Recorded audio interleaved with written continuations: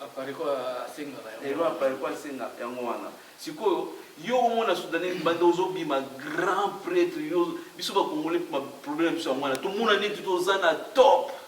donc sozo le kama moni soudanais zo moni ko mtu anzala mtu ayebi loko te donc yo oleki ba soudanais al-Bashir wana communauté internationale koka okanga ete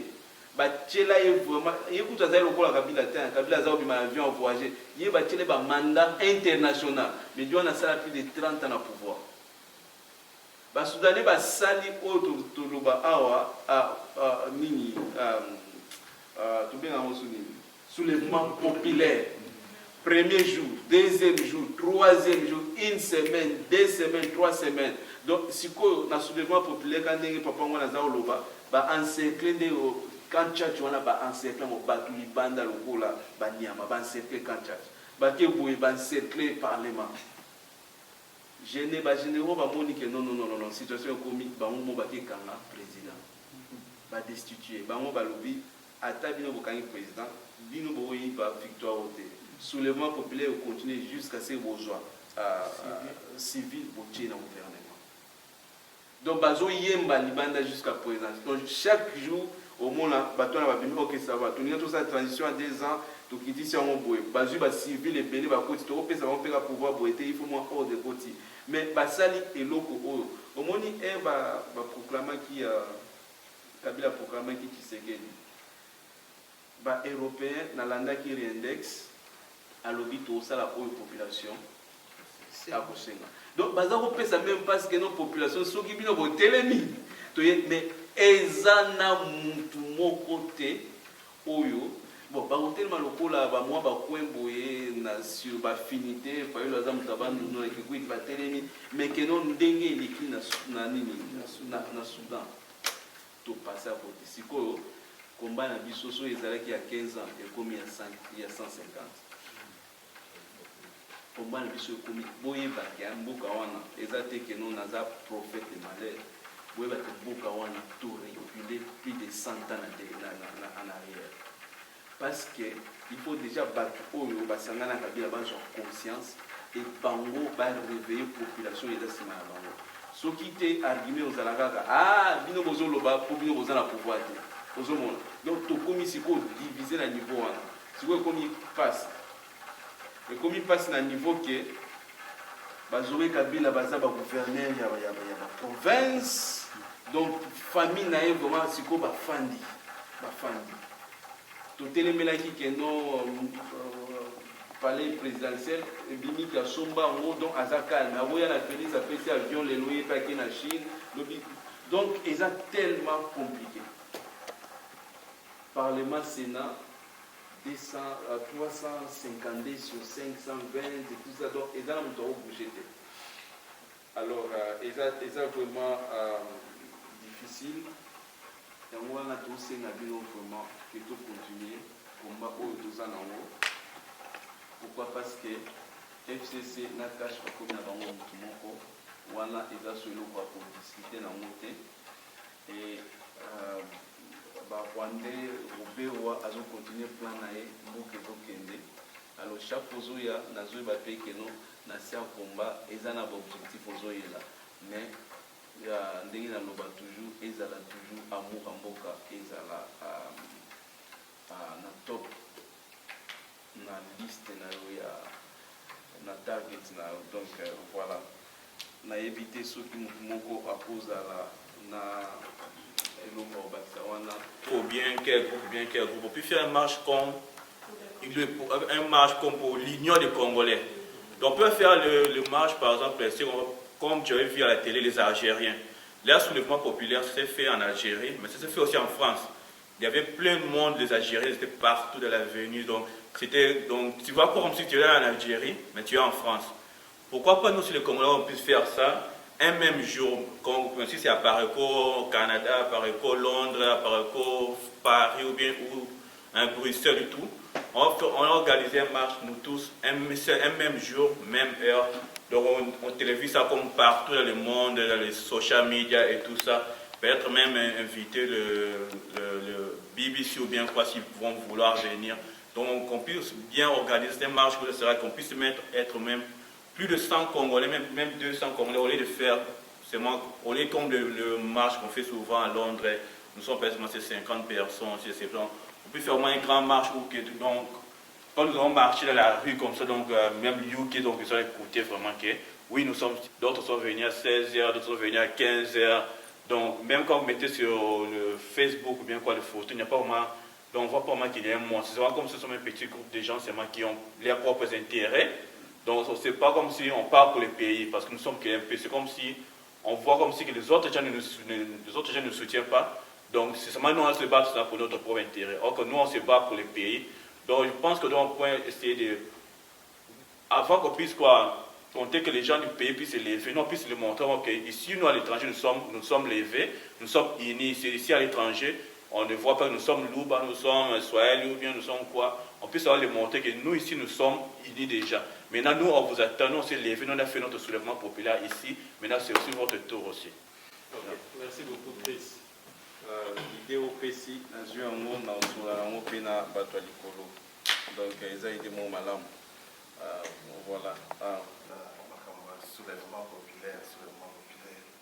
C'est quoi la stratégie de niveau à Paris? Comment le niveau peut avoir commencé? Puisque nous avons dit que les pas facilité. La méthode va congolais, comme à un niveau à la pena au soulèvement populaire, nous avons mis dans le Soudan. Na évité ce que vous savez, puisque la réunion et les cas qui ont peut-être contact, on a pas tout bazar dans pour conscientiser soulèvement ils ont n'andenge belé, mais ceux qui sont à niveau national ils ont effectivité. Tout le monde dans la province nous sous place ba gouverneur il y a Kabila Babini. Nous dans la province nous sous population et boy penza que tout ni ba ngawate. Si que bateau va passer comme ba gouverneur baza bato ko population ba mo balinga puisque baza ko menacer que soyi mutu moko Kabila leki ba ko maye. Ils ont des formes moko soulèvement. Mais ce que ça les mis dans pays mobimba na si ba kondi wala ba ko. Maintenant dans niveau na niveau à province contact nini influence de vos amis awa na batia kuna préparation ça malé puisque situation est bien été puisque jusque là beaucoup ça va nous les amis pour les colons. Mais d'ailleurs, éviter ce qui est au niveau de la suggestion, c'est que la position de la monter jusque-là, c'est que nous faisons aussi sur place pour nous conscientiser, la limite, tout récupérer. Puisque nous avons que les militaires, les Arabes, les Kabila, mais ceux qui ont la population est télémie et que les gens sont en train de céder. On a la communauté internationale, il faut changer. Vraiment, exemple, à Soudan, ils ont il y a malin. Mais on a évité à quel niveau? Bon, merci pour. Ils ont une réflexion au Sala. On a évité question tout déposant au Mingi dans la réunion de Kendara et tout ça qui n'a pas secrétaire général au parti politique, tout ça dans la réunion de Kendara. Et au cours de la réponse, ils ont dit que nous tous ça la conscientisation. Mais conscientisation a un impact dans nos vies. Normalement, il faut les aller sur le terrain. Et Mboka Lokola Congo pour que le soulèvement populaire et Bima Lokola moto et embrasé comme Bima, il faut bien dans la Kinshasa. Il faut les avoir dans Kinshasa. Kinshasa, vraiment, il faut aider les Malokola Moutoko. Et Tchango et Telemi. Kingasani, tout ça, et qui ne va pas vraiment bima. Au moins, Kingasani, on a tout le monde qui est dans la moussala, bima, vraiment, si on a 5 au taliba, toujours, bateau la route. So, bateau, on a tout télémi vraiment. Bangité, télémi, continuer, nation, on a et pour réussir. Mais le problème, c'est que, au total, là, niveau il y a pas politicien à dire sur les moments pour nous le voir parce que chaque fois ceux qui nous moyen a idée moko et ils ont mutu au bima makabazo loba donc autant vraiment le voir azana kati ya gouvernement puis na kati ya parlement et tout ça donc azo loba lokola musicien azo pesa d'exemple mon donc ozo sentir que si quoi le problème pour moi comme que arme à destruction et ça makasi na marque idée ya construction ezosimba te. Donc na chaque idée ezobima ya toujours une opposition. Et na opposition wana bakolatisa yango mwa elamba moko boye baexplike mpo na nini moto wana ye na idée wana intérêt na ye eza nini. Donc toperdre sens nyonso intérêt ya nation. Sikoyo yango wana nga mpe naza derrière yo mpona loba kozwa unité wana lokola oyo eleki na Soudan. Osentir ke bato ya nord ya sud baza kuna te balobi ke non on en a marre, il faut toluka changement. Bango tout batelemi te ke toza derrière l'idée moko boye batelemi ke gouvernement il faut ekweya bagénéraux il faut bakweya batelemi bongo et résultat ebimi ke président oyo alobaki azozonga su na mandat azosala boyeboye lelo akomi mwana moke lelo akomi akobombana mpona balakisa mutu ka nde tomona Kabila wana azoleka na bafanfa tout ça so bokangi ye moko bofani nti wana banda kolela lokola biso nyonso tolela donc mutu azaka tolongoleka bamakambo aza na mona kote wana esili mais pour le moment eza tellement compliqué na ndenge ke bato mpe baza wana bafondé bacaractère na bango moko oyo ezocontredire donc e moko yo moto oza na position te po oyoka boye bazosala bongo parce que bango bazalaki awa basalaki boyeboye kanisi soki bazongi bakomosala bino bananiza ba 25 ans moto azali na idée kasi bima na soulèvement populaire alobi na perte de vie nanga pour rien bango nyonso baza bavanti na kati ya Kinshasa soulèvement populaire na bandeko baza na nzala po atelema akende bundela na mboka na ye bakongolais baliaka mieke basoudanais baliaka mieke bakongolais biloko wana tutoloba ngo nzala po sisa nzala efosani fo kata susu nzala ezouta usiko okata wana mais kasi yango wana comprendre eloko ozoloba mais biso il faut tochanger bango dialanga soki maladi ezouta mpasi oliaka mungu ya mingi ok docteur ayebisi yo non maladi ezouta place olia mungu ya mingi ezosala tension yo oke kuna ta mwasi azoyeso na papa bina linga oso na tie mungu wana na mona mafuta yo osepela olia mungu wana bon siko nzala ezouta mpasi gouvernement ezotambola te yo loba mponga na bimaliba na nzala nayo continue olia matembele bongo ti bato wana mpe bafani bongo ewani eza solution te expérience eza kaka soki na bana alalisa bana ne nzala soki bana wana babenge su papa awa na poto baobengo papa parce que social ekoyede bango na kini te naokompa papa leki naokompa eloko ozoloba mais il faut toleka yango toza likolo bandeko mingi mpe bazobanga kino kotelema peut-être kuna soki na telemi bakokanga nga ode bakoboma ngai c'est ça d'un côté mpe eza kobanga bandeko mosusu kobanga eleki mingi ekosalaka eno tondima réalité toza nango dongo kekende nango bateka sur la point ya seulement ndenge olobaki wana oui ndenge olobaka tokoyaka olobaka oyo naza na poso organisation esalekaka boye biso tosalela organisation mpe eloko wana poso toloka stabilité organisation esenga mwa bastructure moko boye so oza membre organisation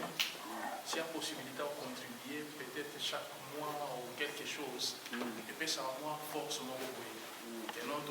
moyen de sélectionner sur le terrain pas mal de conscientiser la population belé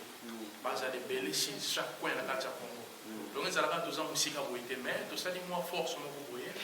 force financière oui intellectuelle pose à la wana mon organisation chaque mois peut-être 5 ou 10 autre pour ça la bonne organisation na fait que non sur le terrain to comme appelle la force moko boye force na chose à la carte banda te tant comme la force wana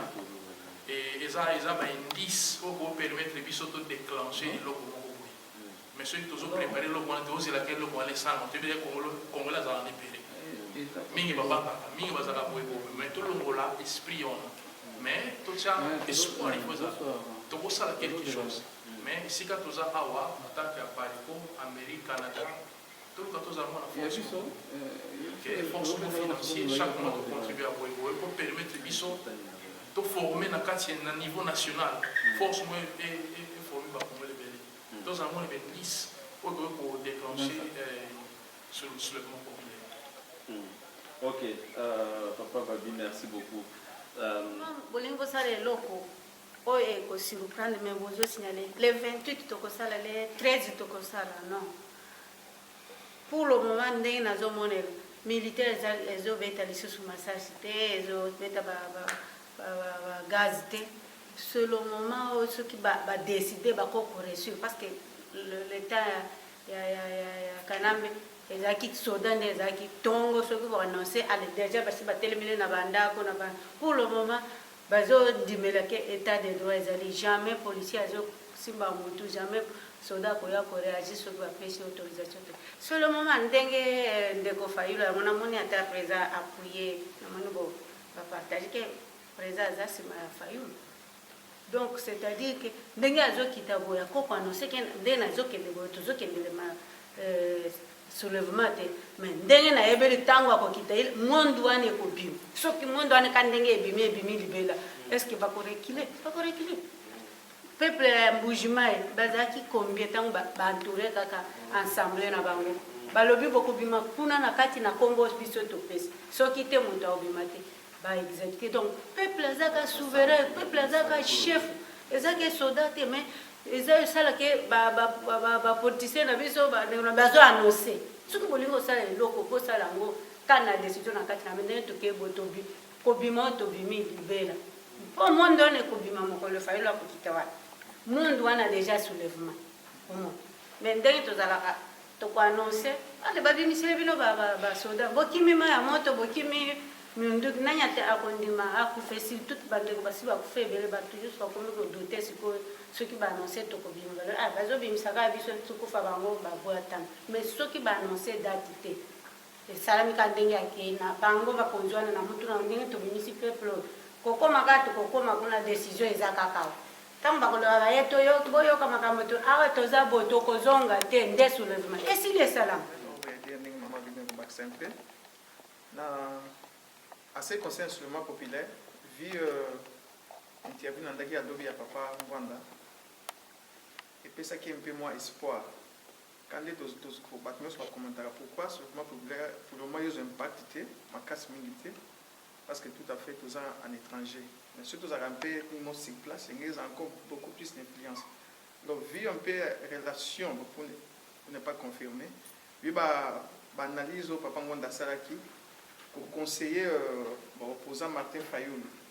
que ceux qui m'ont conseillé à Zopesaï, il y a sur place, et que lui aussi a sur place, à Zomeka motiver aussi le peuple, la même idée, on va pécier. Moi je pense que seulement populaire a un impact. Parce que d'abord, le peuple a un peu de Simanaï, va soutenir. Il y a un Moana, et un conseil va pécier. Derrière le mouvement populaire, toujours Simanaï. Moi je trouve tout à fait normal que dans peu de jours, le mouvement populaire est éclaté dans le monde. Parce que tout le monde local a l'autre pression sur le peuple et puis une influence. Ok. Nathalie na moni titre, Nathalie na eloko na tete mabisi. Nathalie en route. Mais eloko o ngana yebi. Au moins ba politicien wana ba tête wana. Baza ba mo opéré. Baza ba moko balobaka tout en cherchant à regarder vie na bango. Eloko eleki na Soudan. Population sur initiative. Au moins quand ndenge mama lobi, population ebimi ndenge Fayulu wana bato ba bima ba s'intérêt les autres au mona wana. Après quand la population lobi, tozo ngasunda côté. Parce que pour la nini bato baza o leka wana même chef Fachi et tout ça. Bazo ça bango o ya osala makambo wana conséquence à ces pays eza étalé. Bato ce sont des pays et ba mona bemba ba bamba eso 14 ans. Et azoloba mais azoyiba que non mais eza baza ba travailler bango moralement bazobanga et loko wana eza population à kotika bongo sotali histoire ya Congo et ndenge mekenda na indépendance et les cas ndenge bauti na match na baubima na stade directement ka engouement population wana directement masolo bandi ozomona. Donc, voilà, ndeko. Nalingi pour soutenir nani ndenge presa baki liboso pour na idée ya soulèvement wana. D'abord, tout compter sur la liberté. Surtout compter na ba leader na to la dessus.